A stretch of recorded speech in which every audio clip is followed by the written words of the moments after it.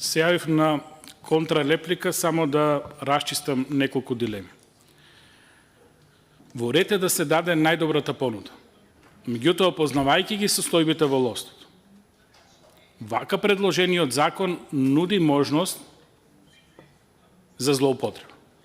Одма да ви кажем, постоечките концесионери ќе дадат 0 по 1 денар понуда и ќе чекат понудата на другите. И ако ја одговара, ќе го земат за 1 денар повеќе. Значи, тука нема надпревар. Ме сваќате?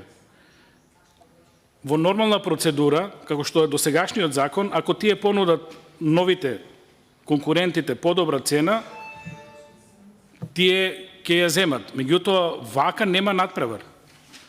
Вака има можност за злоупотреби само. Затоа треба да се размисли. Благодарам.